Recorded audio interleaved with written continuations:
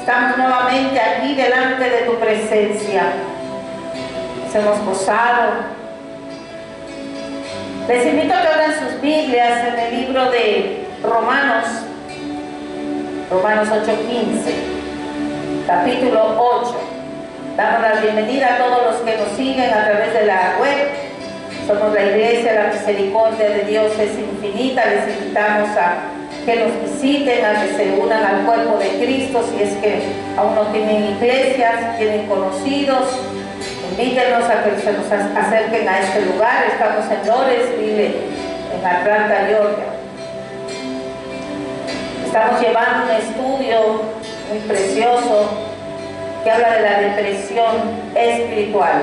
Un escritor, un hermano, Jones, nos estamos apoyando en toda la enseñanza que él da. Acuérdense que los sábados son enseñanzas y tengo la bendición del Señor de poder llevar estos estudios.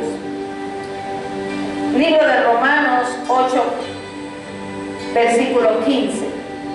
La palabra de Dios se lee en el nombre del Padre, del Hijo, del Espíritu Santo. Amén. Pues no habéis recibido el espíritu de esclavitud para estar otra vez en temor, sino que habéis recibido el espíritu de adopción, por el cual clamamos, Abba, Padre. Inclinen su rostro ahí donde están. Oh poderoso Padre Celestial, aquí estamos delante de tu presencia, Señor, venerando tu nombre, Señor, que es sobre todo nombre, Padre. Te pedimos, Señor, que seas tu Padre abriendo los cielos. Inclina tu oído, Señor, a nuestro clamor, Padre. Que seas tú guiando, Señor, esa enseñanza, Padre. Que seas tú, Padre, ayudándonos, Señor, a ser ministrados, Padre, con poder, como solo tú sabes hacerlo, Padre. Presento a todos los hermanos, hermanas que están aquí, los oyentes, Señor, y todos aquellos que nos siguen en la web. Seas tú ministrando sus vidas, Señor. Que el día de hoy sea un parte de aguas en su vida, Señor, que sean tocados, Señor, con el poder de tu Espíritu, Padre. Que solamente, Señor, soy un vaso de barro, eres tú, Padre, quien hace la obra, Señor. Todo esto te lo pido, Padre, en el nombre poderoso de tu Hijo amado, Jesús. Amén. La epístola a los Romanos fue compuesta por el apóstol Pablo y es considerada su magnus opus, o sea, su obra maestra, en la cual explica que la salvación es ofrecida a través del Evangelio de Jesucristo. Estamos en el estudio de la depresión espiritual, como les estaba diciendo, y el título de esta enseñanza es Reprende al espíritu de esclavitud. Precisamente la declaración que hace el apóstol tenía como objetivo salvar a algunos cristianos romanos de un estado de esclavitud en la cual estaban pasando y evitar que otros llegaran a estarlo. Para que se tenga una mayor claridad de lo que vamos a desarrollar, les invito a que veamos el versículo 1 y 2 de este capítulo 8. Así pues, no hay condenación para los que están en Cristo Jesús, los que no andan conforme a la carne, sino conforme al Espíritu. Porque la ley del Espíritu de vida en Cristo Jesús me ha librado de la ley del pecado y de la muerte.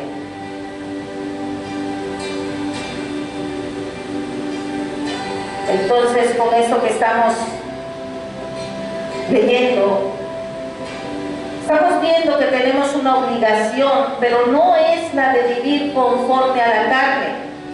Porque dice que si ustedes viven conforme a ella, morirán, dice el apóstol. Pero si es por medio del Espíritu, se dan muerte a los malos hábitos del cuerpo, y entonces vivirán, porque todos los que son guiados por el Espíritu de Dios son hijos de Dios. Estos versículos son muy claros. Ya no hay condenación para los que caminan en la guianza del Espíritu Santo. Y es el Espíritu Santo quien nos asegura nuestra adopción y nos asegura de un amor eterno en Cristo. Es su Espíritu afirmando a nuestro espíritu.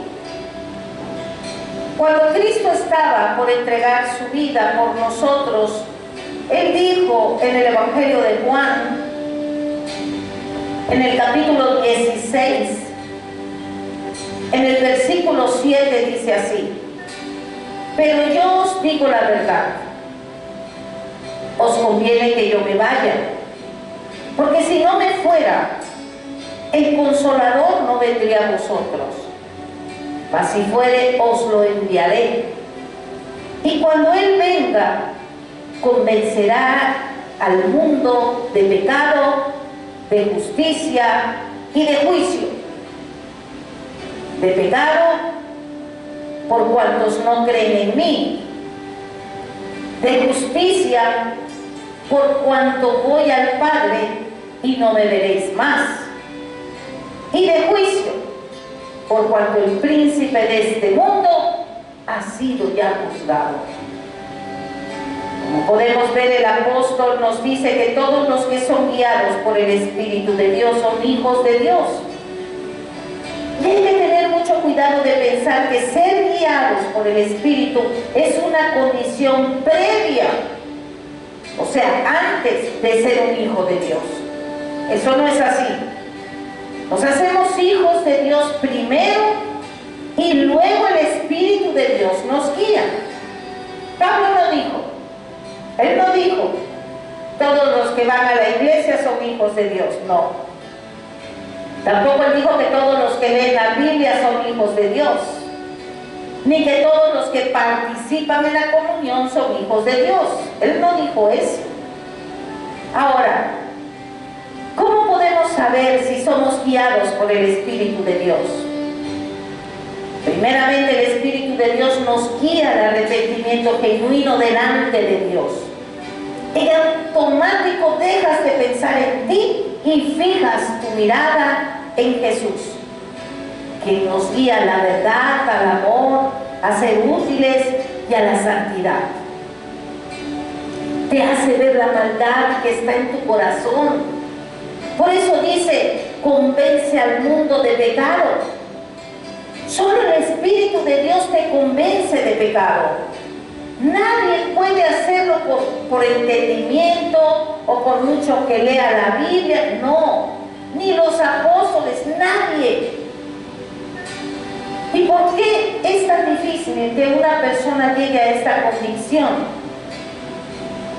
El problema radica en que el pecado produce en nosotros un efecto engañoso que nos hace creer que somos básicamente buenos y que Dios tiene que estar complacido con nosotros. Y escuchas mucho la expresión, ah no, a mí Dios me ama, Dios me ama. Así de terrible es la oscuridad en la que se vive. Hacemos ciertas cosas para cubrir otras. Por decir, un ejemplo, damos una limosna por un lado, pero por el otro se está blasfemando, se está envidiando, se está engañando, difamando, robando y tantas cosas que hay en el corazón. También se comparan con otras personas y dicen, ay no, ¿de qué me estás hablando? Si yo no soy como aquel o como aquella, yo no he hecho esto, yo no he matado, o sea, yo no me meto con nadie, mira lo que han hecho, yo no sería capaz. Así, entonces ellos consideran que no hay pecado en sus vidas. Por esta razón es imprescindible la labor de convicción del Espíritu Santo en las conciencias y mentes de cada persona, mostrándoles la situación real en la que se encuentran delante de Dios. Dios es santo. Por lo tanto, este convencimiento es antes de que el pecador llegue al arrepentimiento.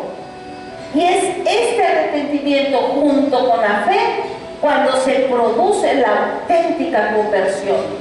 Es algo sobrenatural, no puede ser por nuestras fuerzas, por nuestro pensamiento, no, es sobrenatural, es algo indescriptible, pero tienes que desearlo. Cuando los predicadores, cuando los hermanos que son salvos te dicen lo que siente, que es indescriptible lo que el Espíritu Santo hace, y tú puedes ver reflejado su vida en ellos, cómo su vida, su testimonio habla de que sí hay un cambio tremendo en sus vidas, que solo Dios puede hacer. Entonces, ¿qué pasa? Tienes que desearlo. Dices, pues ¿cómo? Deséalo. Ponte a clamar y a clamar, Señor, si tú existes, Señor, yo veo los cielos, veo la tierra, esto no puede ser más que producido por un Dios poderoso. Hazme ver, ten misericordia de mí.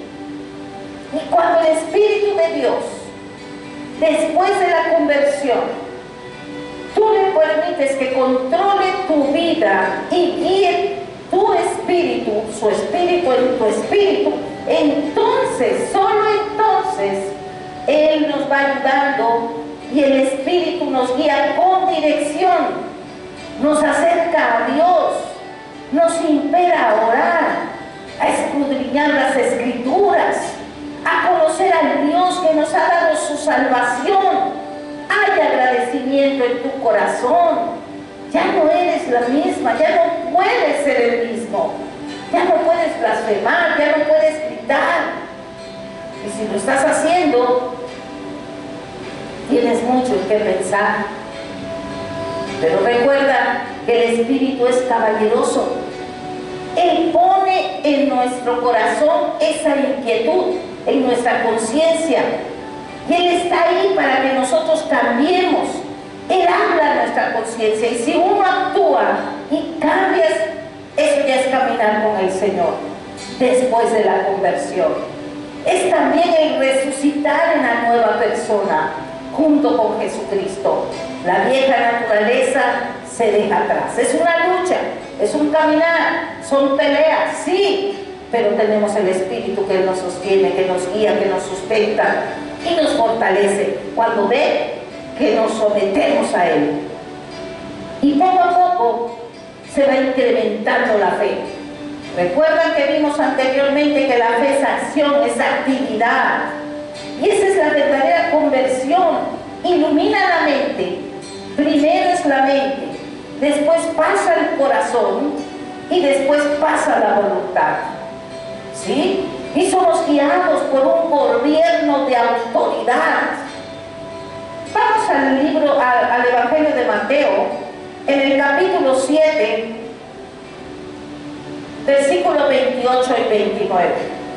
Dice así: y cuando terminó Jesús estas palabras, la gente se admiraba de su doctrina, porque les enseñaba como quien tiene autoridad y no como los escribas.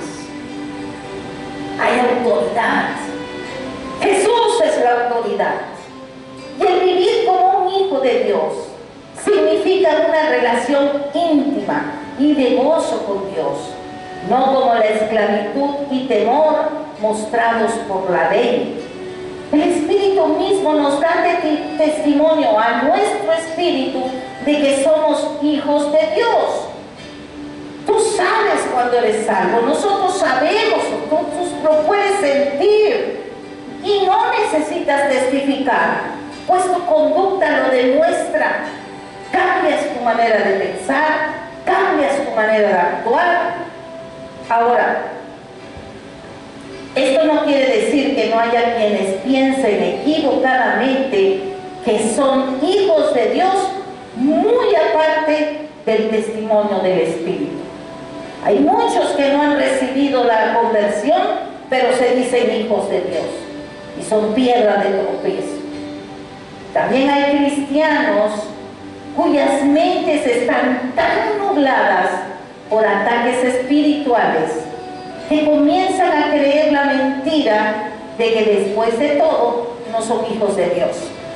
Sin embargo, el testimonio del Espíritu está ahí, pero no han querido caminar con Él, no han querido dejar su vieja naturaleza, recibieron la luz, la conversión, pero por no permitir, no dejar, no haber resucitado y ser agradecidos con esa salvación, entonces vienen los ataques y se van nublando.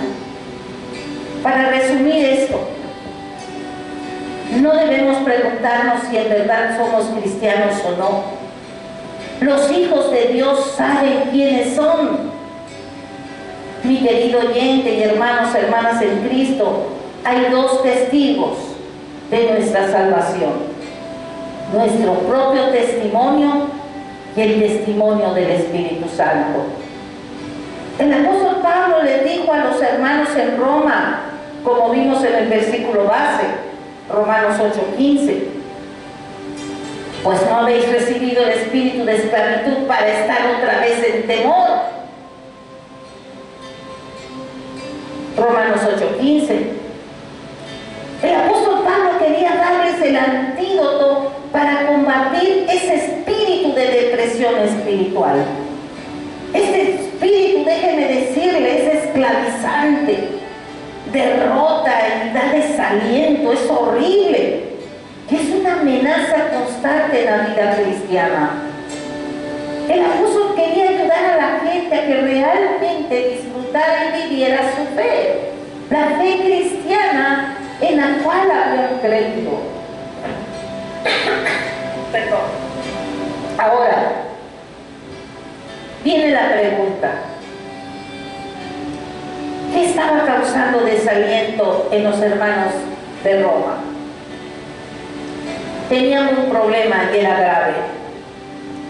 Y este problema era el tratar con el pecado. Nosotros podemos analizarlo desde el primer capítulo de este grandioso libro, cómo el apóstol muestra lo que es el pecado en el hombre. Y dice que incluso que no hay justo sino uno, solo Jesucristo. La gente a quien Pablo se dirige son nuevos conversos que han creído en Jesucristo, pero ahora se enfrentan al problema de vivir una nueva vida como nuevos hombres o mujeres, dejando la vieja naturaleza pasada. Entonces se dan cuenta que tienen que enfrentar este nuevo mundo muy opuesto al que vivían. Y entonces es luchar con el mundo y luchar contra su propia naturaleza. Se dan cuenta que tienen que combatir el pecado externo y el pecado interno que está en nuestra carne, en nuestra alma, en nuestros pensamientos, en nuestras emociones, en nuestras actitudes, en nuestros recuerdos, en todo. Luchar con el mundo y contra su propia naturaleza. Se trata de combatir el pecado externo y al interno. Y verdaderamente estos cristianos quieren ahora seguir al Señor Jesucristo y vivir como Él vivió en este mundo. Y como ven que hay una lucha, les entra desaliento y depresión y tienden a manifestarse precisamente cuando nos topamos cara a cara con esta cuestión. Enfrentarnos con el pecado externo y el que está dentro de nosotros. Y este problema en específico es causa para muchos de depresión espiritual. Hemos considerado muchos ejemplos en todo este estudio de cómo el diablo trabaja con mucha sutileza para desalentarnos, ¿sí o no? Y ahora veremos uno muy común, que toma muy seriamente la fe cristiana. Hay hermanos que cuando reciben la iluminación del Espíritu en sus vidas, se toman tan en serio esta nueva vida y la consideran sublime y gloriosa. Y si lo es sublime, es gloriosa. Pero hay una tentación muy peculiar que asalta a estas personas. ¿En qué consiste este problema? En que no llegan a percibir ciertas verdades de la vida cristiana y no llegan a entender lo que realmente somos capaces de hacer en Cristo. Y el problema es que no llegan a entender la doctrina correctamente y tienen deficiencias en el terreno de la fe. Por lo mismo, no caminan. Hemos visto que la fe es una actividad y mucha gente olvida eso y se ven problemas porque no se dan cuenta que deben caminar en fe, que deben caminar ya su vida desde ese momento de la conversión en adelante en obediencia. Desde el momento en que se vuelven cristianos, desde el momento que el Señor te da la salvación, ya tiene que ser una vida en obediencia al Señor. No es fácil, pero sí se puede. Tienes que llorar, sí, mucho tienes que llorar, pero te sujetas, porque Él ya es quien pelea tus batallas.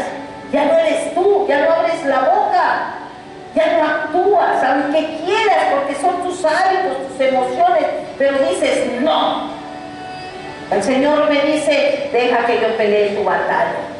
Y si lo crees, si crees en ese Dios todopoderoso, Él va rompiendo, va abriendo camino, va abriendo camino. No basta con empezar bien, sino que debemos seguir adelante, sin darnos un momento de reposo. No se puede. Tenemos que estar aplicando la fe. Podemos tener la verdad frente a nosotros, pero no sirve de nada si no la hacemos nuestra, si no asimilamos totalmente lo que es la fe como actividad en nuestras vidas. Y una de las deficiencias del hombre como resultado del pecado es su incapacidad de captar esto. Un ejemplo muy sencillo.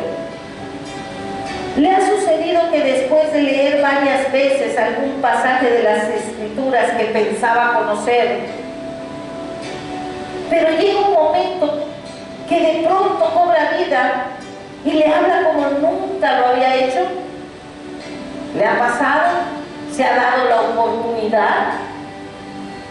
Con eso podemos entender que es fácil leer las Escrituras y aprobar nominalmente la verdad, sí, sin llegar jamás a hacer nuestro lo que nos dice. No, sí, yo creo en Jesús, yo sé que vino, pero lo sabes, pero ¿lo crees verdaderamente?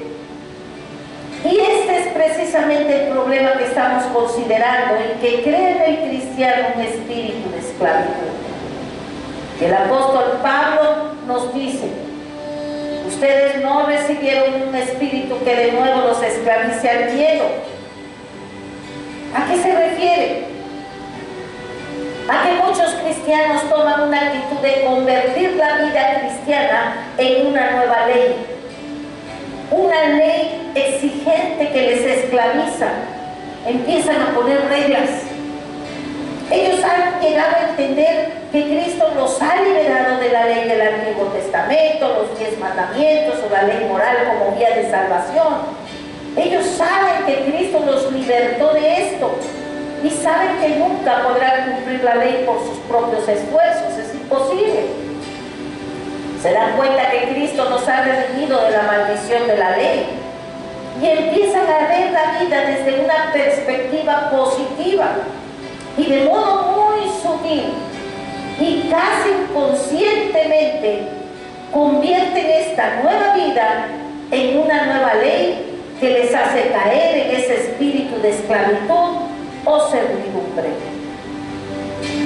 Al leer las Escrituras, los Evangelios y lo que los apóstoles a través del Espíritu dejaron como legado, dicen: esa es la vida cristiana que hay que vivir, pero se van al otro extremo. Y para esta clase de personas, la santidad llega a ser una gran tarea, un peso que se ponen encima. Y entonces empiezan a organizar su vida a fin de introducir ciertas disciplinas que les permitan realizarla. Lo podemos ver el día de hoy. Y Se ha visto a través de los siglos, hermanos, hermanas que se apartan totalmente del mundo, al punto de que piensan que no pueden practicar ninguna profesión y tienen una idea de la santidad, de que para el cultivo de esta y su vida espiritual tienen que consagrarse completamente a reglas estrictas, y esto para el apóstol Pablo no es otra cosa que una actitud esclavizante. Eso no te va a salvar, eso no, y eso sucede en muchas denominaciones que existen, aunque siempre se reflejó mucho más en la Iglesia Católica, los cuales construyeron conventos precisamente para ayudar a estos aislamientos. Esto ha sucedido en todos los tiempos, y como ejemplo podemos ver cuando el apóstol Pablo habló a los colosenses. O sea, no es solo de esta iglesia, es de esta denominación, sino desde los principios, y lo podemos ver en Colosenses, en el capítulo 2, en el versículo 20 al 23, dice así: pues si habéis muerto con Cristo en cuanto a los rudimentos del mundo, miren cómo les dice, ¿por qué? Como si vivierais en el mundo, os sometéis a preceptos, tales como no manejes, ni gustes, ni aun toques, en conformidad a mandamientos y doctrinas de hombres, cosas que todas se destruyen con el uso. Tales cosas tienen a la verdad cierta reputación de sabiduría en culto voluntario, en humildad y en duro trato del cuerpo. Miren lo que dice al final: pero no tienen valor alguno contra los apetitos de la carne. Te puedes aislar, pero el pecado está adentro. Y a través de estos señalamientos que hace el apóstol a los colosenses, nos da una idea de lo que estaba sucediendo en la iglesia primitiva. Y aunque el día de hoy no se manifiesta bajo este disfraz en particular, la tendencia y la tentación a caer en esto aún se halla presente. Igualmente el apóstol Pablo le escribió a Timoteo para prevenirlo exactamente contra lo mismo. Lo vemos en Primera de Timoteo, en el capítulo 4. Vamos a leer del 1 al 5, dice: pero el Espíritu dice claramente que en los postreros tiempos algunos Primera de Timoteo, capítulo 4, versículo 1 al 5. Pero el Espíritu dice claramente que en los postreros tiempos algunos apostatarán de la fe, escuchando a espíritus engañadores y a doctrinas de demonios, por la hipocresía de mentirosos que, teniendo cauterizada la conciencia, por evitar casarse, mandarán a abstenerse de alimentos que Dios creó para que con acción de gracias participasen de ellos los creyentes, los que han conocido la verdad.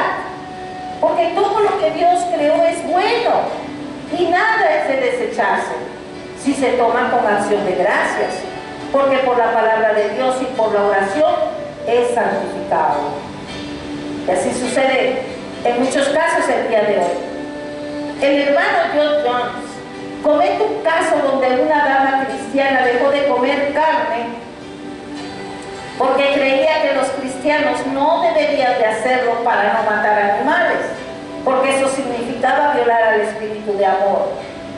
Como podemos ver, esta persona se autoimpuso una ley que pretendía vivir según su parecer una vida realmente cristiana. Ella tomó el cristianismo con mucha seriedad, se fue hacia el otro extremo, y era una cristiana evangélica. Entendía claramente lo que es la justificación por la fe, pero inconscientemente estaba convirtiendo su vida cristiana en una nueva ley que ella misma se autoimpuso. Y este espíritu esclavizante siempre acarrea en su curso un espíritu de temor, van de la mano. ¿En qué sentido produce esto, espíritu de temor? Existe el temor legítimo a Dios. Si lo vemos en Proverbios, en el capítulo 1, en el versículo 7, dice así: el principio de la sabiduría es el temor a Jehová, de Jehová. Hasta que comprendamos quién es Dios y desarrollemos un temor reverencial hacia Él, no podremos adquirir la verdadera sabiduría. La verdadera sabiduría solo viene de entender quién es Dios y que Él es santo, justo y soberano. El creyente ya entiende que Dios aborrece el pecado y teme su juicio sobre él. Pero también hay un temor a Dios equivocado, un temor que atormenta. Y hay personas que tienden a desarrollar esta clase de temor equivocado. Ven a Dios como un capataz, como alguien que constantemente les vigila con el afán de encontrar en ellos faltas y culpas, para luego castigarles. Hay otros que ven a Dios como un legislador severo y distante. Y el temor no es solo hacia Dios, sino también hacia la magnitud de la tarea. Y luego de haberse autoimpuesto la tarea, comienzan a temerla. Por eso piensan que la vida cristiana solo puede vivirse apartándose del mundo y que nadie puede hacer negocios o tener una profesión y ser también cristiano. Para ellos es imposible. Otra manifestación de este espíritu de temor es la tendencia a temer equivocadamente el poder del diablo. Hay un temor que se puede considerar justificable y lo vemos en Judas y Pedro, ellos lo mencionan. Hablan de gente presuntuosa y espiritualmente ignorante que hace bromas acerca del diablo simplemente por no saber nada de él ni de su poder. Y eso no significa que debamos sujetarnos a un temor al diablo. El Señor le reprenda. La gente de la que hemos hablado son gente inclinada hacia lo espiritual. Y es una tentación muy peculiar que se da incluso entre quienes uno menos lo esperaría, que ve en esta fuerza poderosa el poder del diablo desatado en su contra y sienten miedo. Sienten miedo, se paralizan.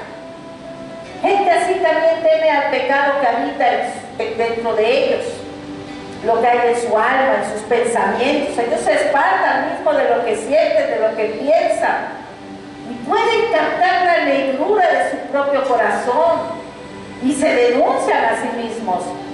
Y aquí es donde tenemos que mantener el equilibrio. El cristiano que no está consciente de su propia pecaminosidad ni de la negrura de su corazón es francamente el niño más simple de la fe cristiana. Y a menos que cobre conciencia de esto, podemos dudar por completo que sepa lo que es la fe cristiana. Eso es lo que sucede en la conversión. El Señor te hace ver la negrura, la asquerosidad que hay en nosotros. Somos como trapos de inmundicia, dice el Señor. Ese es el corazón humano. Según las Escrituras, resulta evidente que quienes no están conscientes del pecado que mora en ellos son o recién convertidos, que se les dice neófitos, o irredentos, que no han tenido una conversión. No pueden ver, están en oscuridad. Y resumiendo lo que hemos visto, el espíritu de temor que surge del espíritu de esclavitud en esta clase de cristianos es en última instancia temor a ellos mismos y temor al fracaso. Y es precisamente a esa gente que se encuentra en esa condición a la que el apóstol se dirige. Ustedes nos recibieron un espíritu que de nuevo los esclavice al miedo, les dice. Lo que equivale a decir, ustedes se encontraban dominados por este espíritu de esclavitud y de temor, pero ya han sido librados de él. ¿Por qué volver atrás? antídoto hay para esta condición? El apóstol da un perfil de esta magnífica declaración. ¿Cuál es la respuesta? Que debamos darnos cuenta de la verdad acerca de la doctrina del Espíritu Santo y del establecimiento de su morada en el cristiano.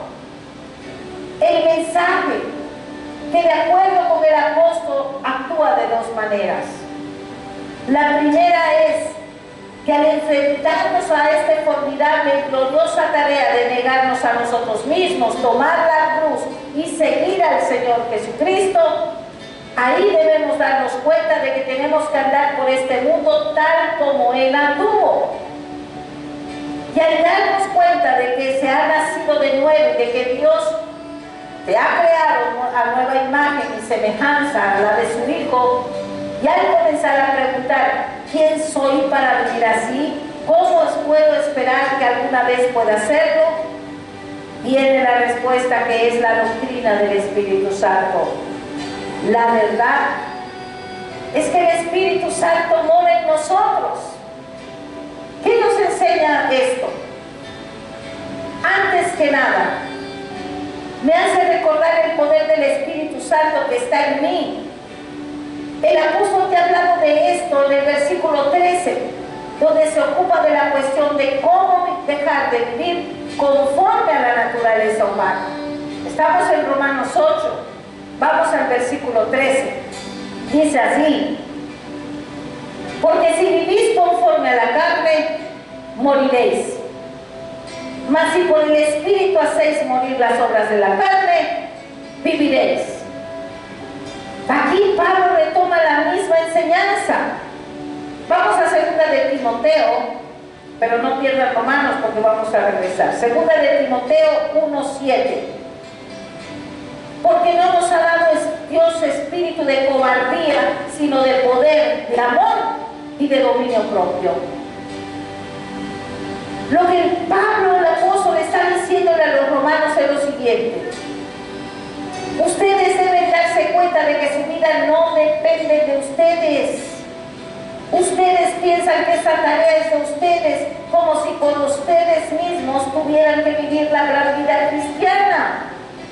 Ustedes están conscientes de que han sido perdonados y pueden darle gracias a Dios por ello, pero aparentemente creen que eso es todo y que se les ha dejado a vivir la vida cristiana por su propia cuenta. Si así piensan, no sorprende que estén dominados por el espíritu de temor y de servidumbre. Piensan que tienen una nueva ley que es más difícil que la anterior, pero no es ese el caso. Si regresamos al libro de Romanos, en el versículo, estamos en el capítulo 8, en el versículo 3, dice así: porque lo que era imposible para la ley, por cuanto era débil por la carne, Dios, enviando a su Hijo en semejanza de carne de pecado, y a causa del pecado, condenó al pecado en la carne. Lo que Pablo quiere decir es que la ley fue dada por Dios, pero que se le ha pedido al hombre cumplirla en sí mismo y por sí mismo. La pecaminosidad de la naturaleza está en el hombre, no en la ley. La ley no es pecaminosa. La pecaminosidad está en el hombre, que es quien tiene que cumplirla. No se tiene que imponer una nueva ley para cumplirla con nuestros recursos, porque estaremos condenados al fracaso. No tenemos que hacerlo, porque ahora el Espíritu mora en nosotros. En el versículo 9 dice: mas vosotros no vivís según la carne, sino según el Espíritu, si es que el Espíritu de Dios mora en vosotros. Si alguno no tiene el Espíritu de Cristo, no es de Él. La diferencia esencial entre el hombre natural y el cristiano consiste en que este último tiene el Espíritu de Cristo. ¡Gloria a Dios! No importa qué experiencias pueda haber tenido alguien, si no Cristo no es cristiano. Y al recibir el Espíritu de Cristo tenemos una obligación. Y esta obligación es no vivir conforme a la naturaleza pecaminosa. En el versículo 12 dice: así que, hermanos, deudores somos, no a la carne, para que vivamos conforme a la carne. Ya no conforme a la carne. O sea, las emociones, los sentimientos, las malas costumbres. ¿Por qué no? Porque su Santo Espíritu está en nosotros y Él nos dará el poder y nos fortalecerá si hemos sido por su misericordia salvos. Entonces, su Espíritu nos guiará si nosotros le permitimos. En Filipenses, en el capítulo 2, en el versículo 13 dice: porque Dios es el que en vosotros produce así el querer como el hacer, por su buena voluntad. Vemos aquí que la ayuda del Espíritu Santo en la intersección es perfecta, porque Él escudriña los corazones de aquellos que Él ayuda y puede guiar nuestras oraciones conforme a la voluntad de Dios. Él produce en nosotros tanto el hacer como el querer como el hacer, para que se cumpla su buena voluntad. Su buena voluntad es que se cuide su salvación. ¿De qué manera? Con temor y con temblor.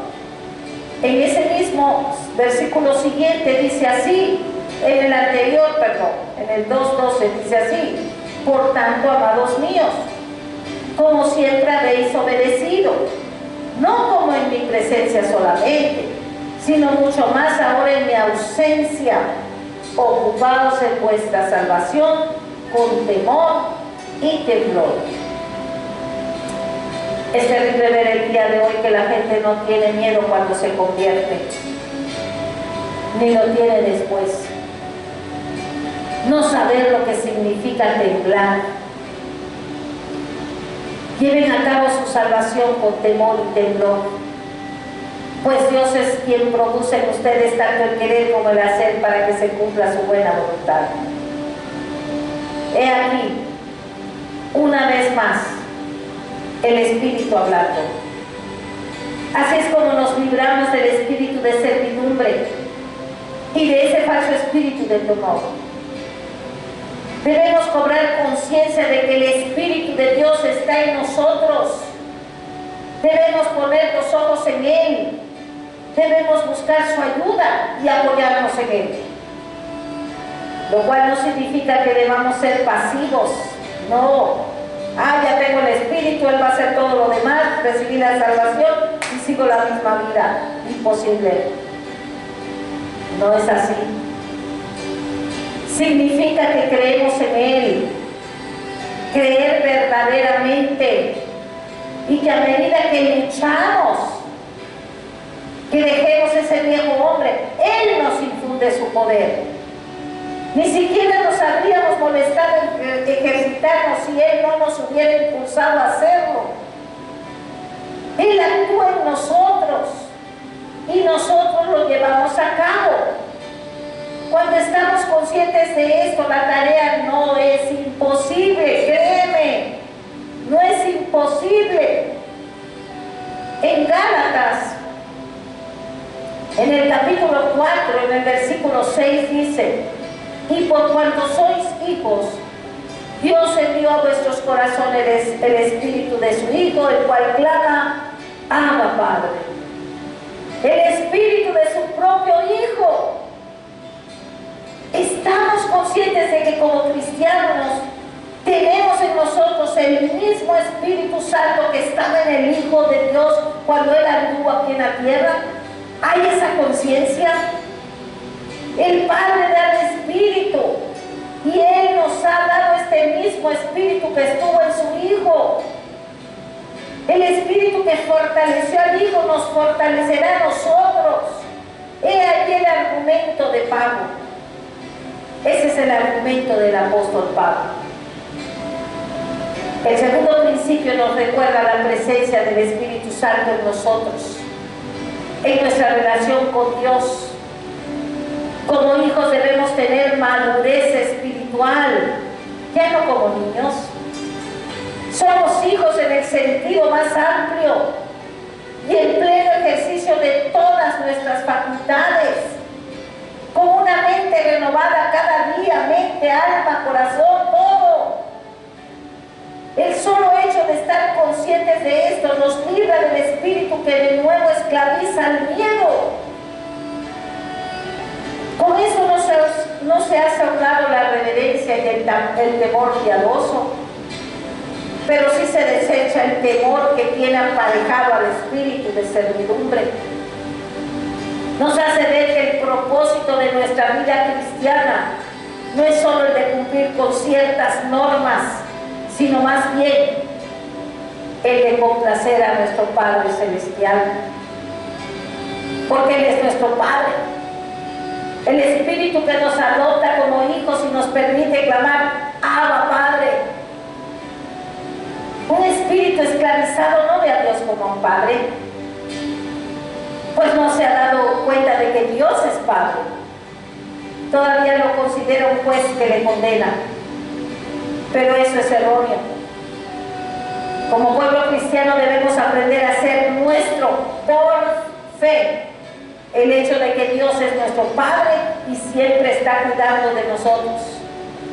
Él nos ama con amor eterno. De tal manera nos amó que envió a su Hijo unigénito a este mundo para que muriera en la cruz por nuestros pecados. Esa es nuestra relación con Dios. Y cuando nos damos cuenta de ello, todo se transforma. De ahora en adelante no es mi deseo cumplir la ley, sino complacer a mi Padre. Y cuando captamos esto, nos libramos del espíritu de servidumbre. Nuestra vida cristiana no consiste en reglas, en estatutos, sino más bien en nuestro deseo de demostrarle a Dios nuestra gratitud por todo lo que ha hecho por nosotros. Pero esto, sin embargo, no agota el tema. El Espíritu mismo le asegura a nuestro espíritu que somos hijos de Dios. Y si somos hijos de Dios, somos herederos. Herederos de Dios y coherederos con Cristo. Y esto lo vemos en Romanos. Regresamos a Romanos 8, en el versículo 29. Porque a los que antes conoció, también nos predestinó para que fuesen hechos conformes a la imagen de su Hijo, para que Él sea el primogénito entre muchos hermanos. Gloria a Dios. Y Jesús nos participó en esto en el Evangelio de Juan, en el capítulo 17, en el versículo 23, dice: yo en ellos y tú en mí, para que sean perfectos en unidad, para que el mundo conozca que tú me enviaste y que los que has amado a ellos, como también a mí, me has amado. Allí nuestro Señor dice que Dios el Padre nos ama como lo amó a Él, su Hijo unigénito. Es así como empezamos a darnos cuenta de que ya somos hijos de Dios.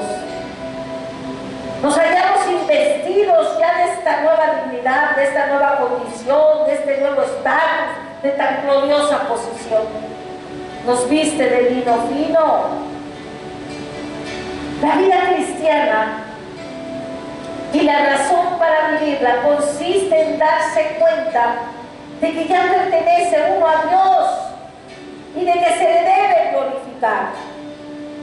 Él transforma nuestra perspectiva y nos libra del espíritu de servidumbre y de temor. Y ese es el argumento que el apóstol Pablo da a los corintios. Vamos a 1 de Corintios, en el capítulo 6, en el versículo 19 dice: ¿o ignoráis que vuestro cuerpo es templo del Espíritu Santo, el cual está en vosotros, el cual tenéis de Dios y que no sois vuestros. Escúchame esto, mi querido oyente, hermanos. Hay muchos cristianos que están orando y orando por ciertas circunstancias que están pasando y no logran superarlo. La pregunta es, ¿se dan cuenta de que su cuerpo es templo del Espíritu Santo? ¿Se dan cuenta de que si son obedientes y de que si buscan santidad en su vida, el Espíritu Santo tomará el control en su espíritu y el alma de ustedes mermará? Se debe entender de que el cuerpo es templo del Espíritu Santo. Muchas veces hay que orar menos y pensar más. Es necesario orar, pero también no es el pensar. Porque muchas veces la oración puede ser un mecanismo de escape y no se toma acción en los asuntos. Y entonces solamente están emitiendo gritos desesperados y derrotados. La oración debe ser inteligente y la respuesta y el poder se les dará solo a quienes saben que sus cuerpos son templos del Espíritu Santo. Cito 1 Corintios 14:15. ¿Qué? Pues, oraré con el Espíritu, pero oraré también con el entendimiento.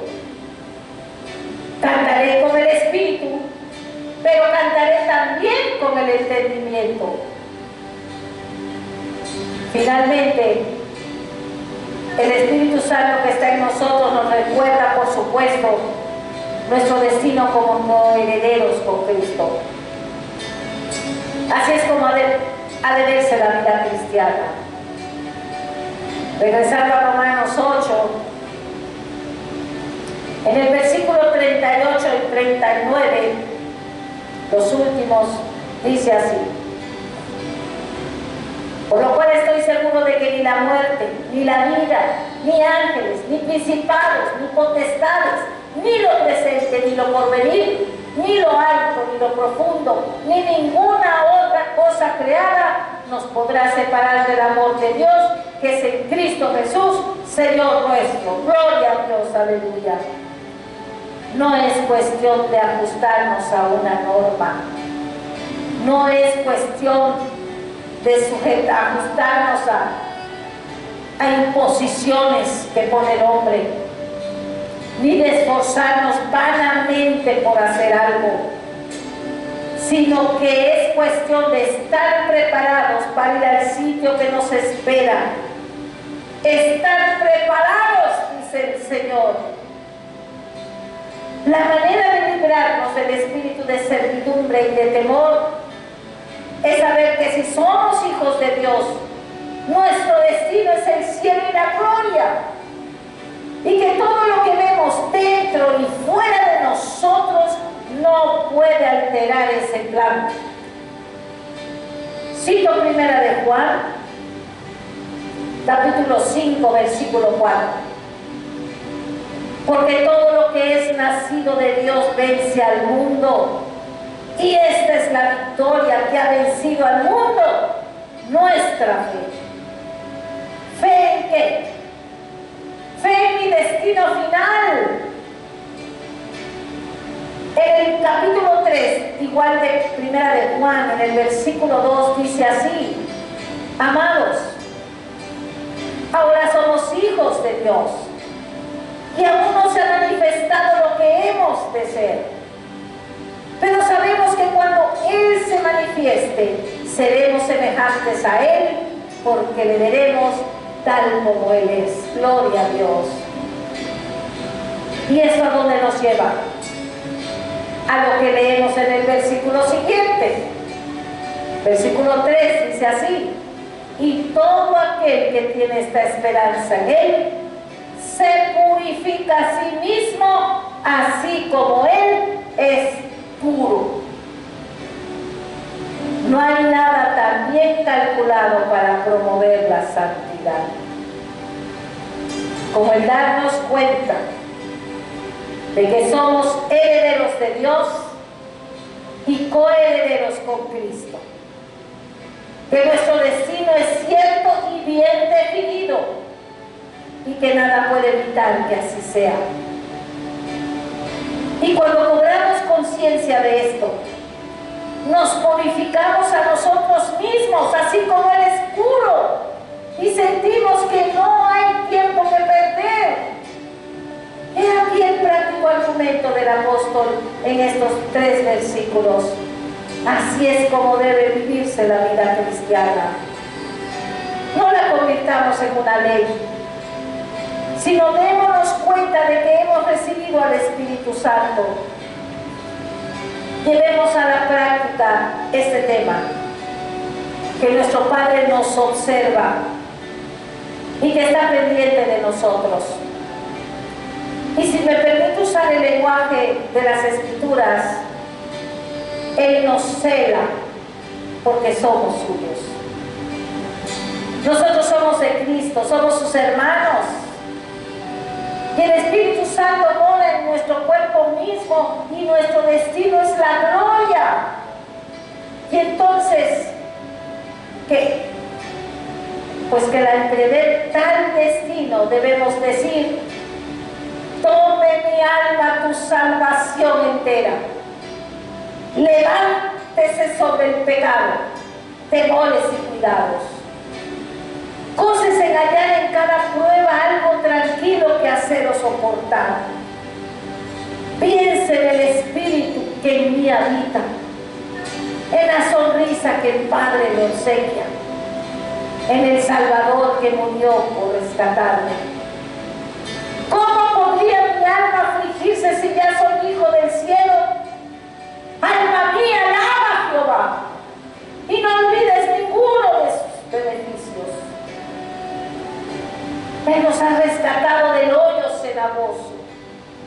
Alábale porque Él es bueno, porque para siempre es su misericordia. Tenemos que hablarle al alma, tenemos que despertarla, tenemos que enseñarle cuán erróneo es someterse a un espíritu de servidumbre y de temor. ¿Cómo podría mi alma afligirse si ya soy hija del cielo? ¡Jamás! Piense mi alma en todo momento y circunstancia que el Espíritu que habita en mí es suficiente para vencer todo obstáculo, que es suficiente para mí yo dejarle, o sea, la carne se sujeta en el nombre de Jesús. Piense mi alma en todo tiempo en el Salvador que murió por rescatarme. Pablo no era ajeno ni ciego a las aflicciones de la existencia humana, no. Él experimentó más que la mayoría de nosotros hoy. Sin embargo, aún consideraba que la gloria futura sobrepasaba las aflicciones presentes. Mi querido oyente, hermanos en Cristo, pongamos en práctica nuestra fe en el diario vivir, bajo la guianza del Espíritu de Dios. No nos preocupemos por lo que sintamos, solo seamos obedientes y busquemos la santidad. La verdad con respecto a nosotros es gloriosa. Si estamos en Cristo, levantémonos sobre el pecado, temores y cuidado. Tomemos la magnitud de nuestra salvación y triunfemos y prevalezcamos. Termino con el versículo de Hebreos, en Hebreos 12:14. Seguid la paz con todos y la santidad, sin la cual nadie verá al Señor. Gloria a Dios. Seguiremos con nuestro estudio.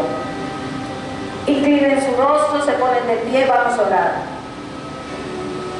Oh poderoso Padre Celestial, oh Abba Padre, oh gran Padre, Señor nuestro, Grande eres, Señor.